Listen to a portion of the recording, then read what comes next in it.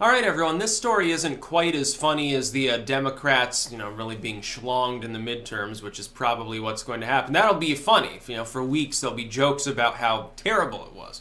This one's not as funny, though. YouTube apparently is owning up to the fact, oh, yeah, sorry, you know how we banned thousands of conservative commentators over the last 72 hours?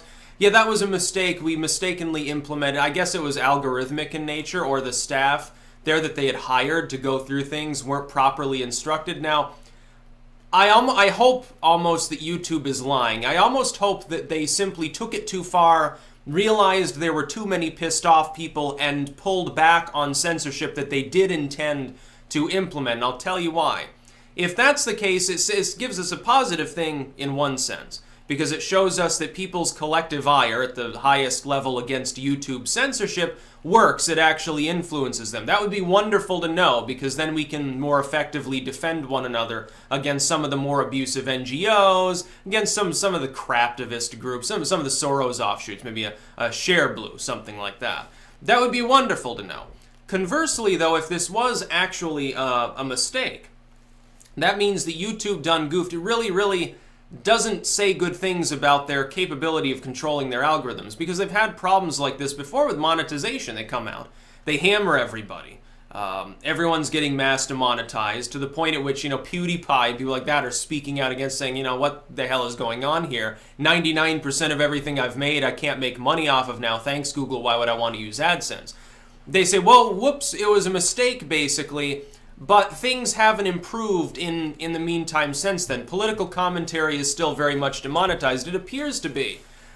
It's not just gun channels. A lot of people are saying, well, they're targeting pro-Second Amendment content. They're targeting literally content where people are showing firearms. I guess probably what happened is that their algorithm, which is normally meant to catch combat footage, was catching people firing weapons and declaring it combat footage and striking their material, so they had to appeal. That's a big problem, because it shows what I've spoken of. For instance, people should begin developing language creoles and slang in order to bypass the worst of censorship.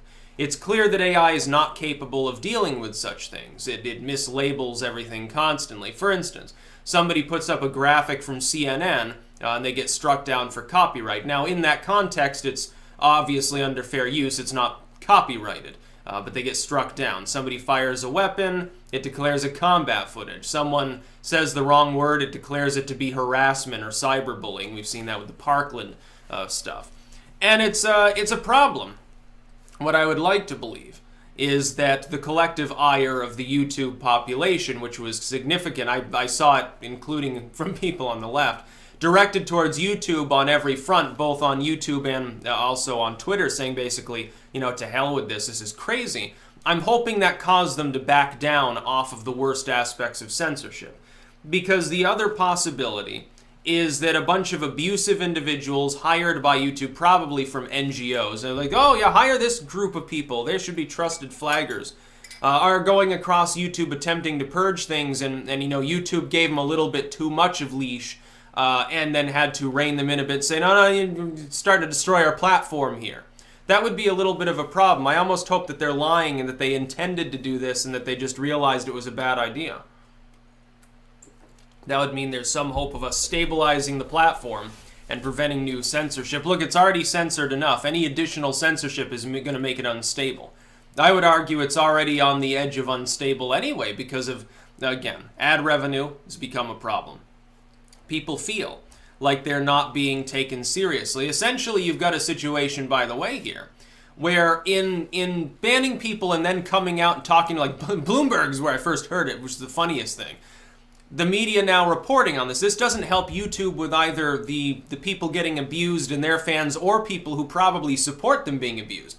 By reinstating accounts and taking the strikes away and saying, yeah, I'm sorry, this purge was a mistake, you're saying essentially to the people that were abused, hey, I hope that we're all good here. I don't think that they will be. They're not going to forgive you by saying it was a mistake, and most of them, trust me, because of the kind of content you are striking, won't believe you when you say that. They're going to assume that you're lying to them, so you're not winning any brownie points with them. Meanwhile, people like the social justice warriors, the legacy media crowd, they were very happy to see so many people abused. They were very happy to see it. Right Wing Watch was elated when InfoWars gets a second strike. When some gun owner who, fires off their shotgun gets banned, people who don't like guns, they cheer. They love this. They're now pissed off at YouTube too for admitting it was a mistake and saying, well, this stuff isn't actually against the rules, because they want it to be against the rules.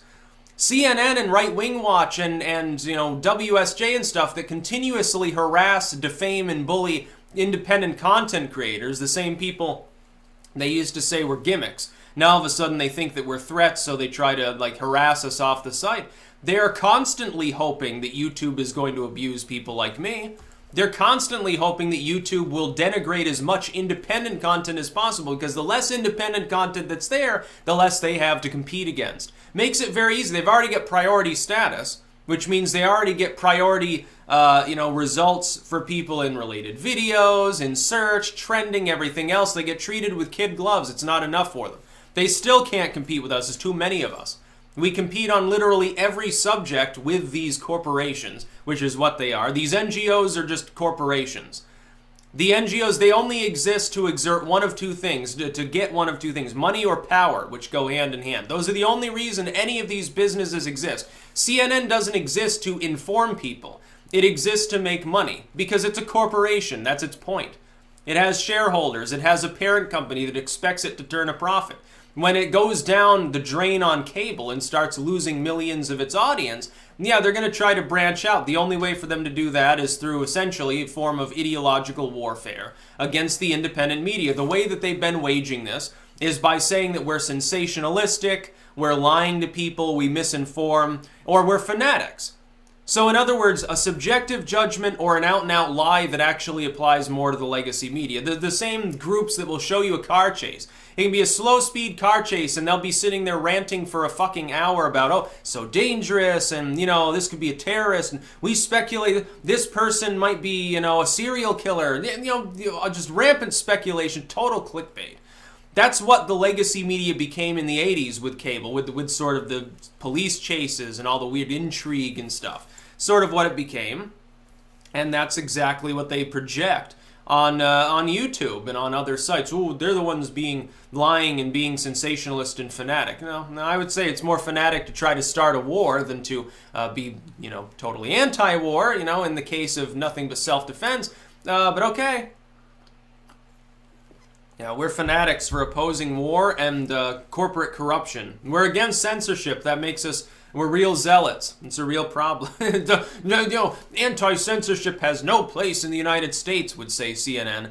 WikiLeaks is evil. They're Russians because they try to... the government accountability is a bad thing. It's like a foreign conspiracy. It's what they believe. Yeah. YouTube accidentally screws, the pro-freedom crowd. Oh, I'm sure that all of the people who are pro-freedom... Look, most of the accounts that were impacted, and the fans of those accounts, fall into several groups.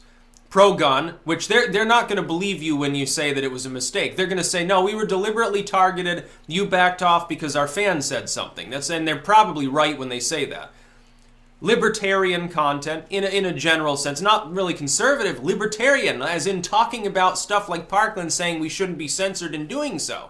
That's the real problem, and news commentary with that. And number 3, the fringe sort of quasi-conspiracy theory crowd.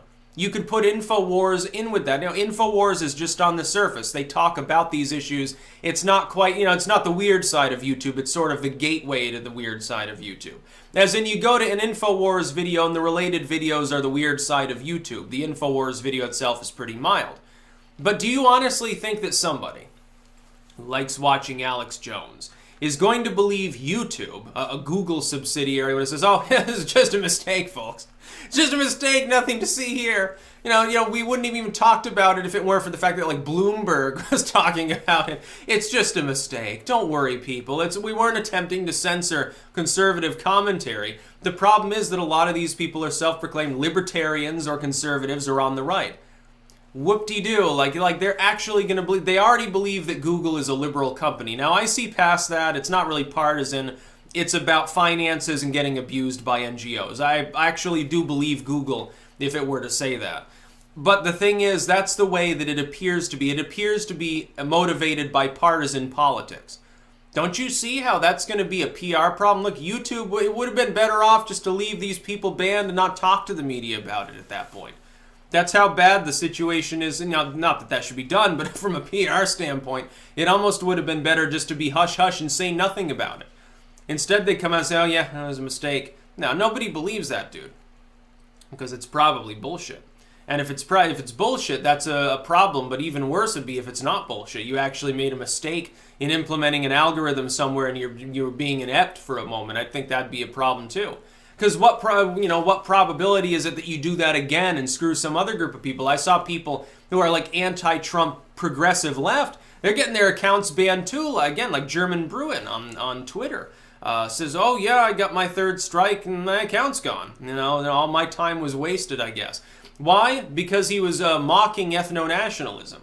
See, I warned that this would happen. Algorithms are incapable of differentiating a sarcastic video that is mocking somebody and a person that's actually making that argument. It has trouble with this concept. Sarcasm is lost on machines. They don't get it. They're not sophisticated enough. Maybe 20 years from now they will. Right now they don't understand sarcasm or intonation. They're too dumb to tell a person at the range shooting off their little pistol from combat footage. Don't you think that's a little bit of a problem? I'm telling you, there's a 99% chance it's what happened. They'll say, well, the staff got it wrong. No, I think it was an algorithm. I think it was a machine that got it wrong. And then the staff just allowed most of those strikes to stand upon review. How are you, by the way, going to go back and remove them if they've already been reviewed? How are you even going to determine which ones were part of that mistaken purge? Is that even something that YouTube is able to do? I guess we'll see.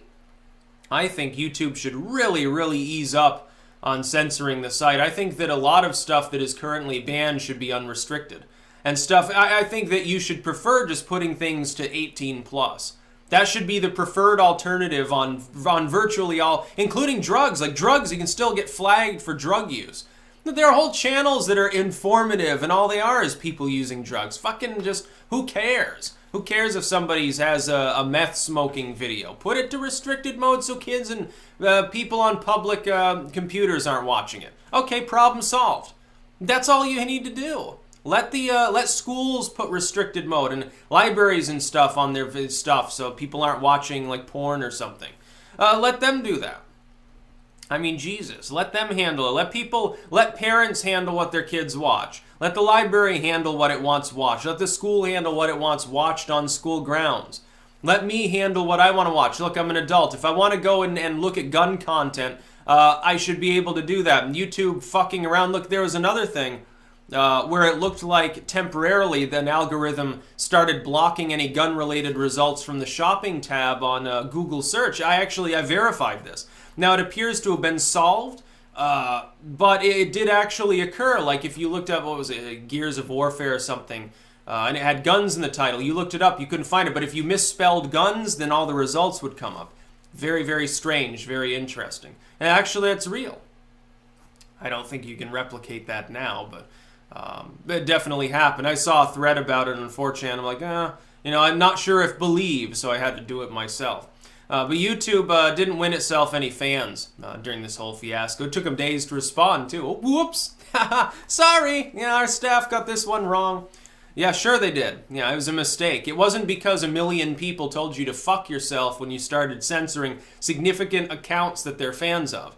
It isn't that a bunch of people got real mad when people of a certain political affiliation, 3 or 4 of their favorite accounts were bye-bye mode on the same day. They got to feeling it was a purge, it trended, it went viral, everyone was talking about it. The legacy media then stabs YouTube in the back by crowing about how great it is. CNN laughs about it. Right Wing Watch and Vox and all these laugh about the fact that YouTube is cracking down on conservatives. They like the idea. Now they're going to be pissed, by the way. They're going to say, well, we thought that YouTube was finally tackling the problem of old farmers shooting off their ancient, Winchester rifles. We thought that was a thing of the past. It's the current year. We need to be civilized.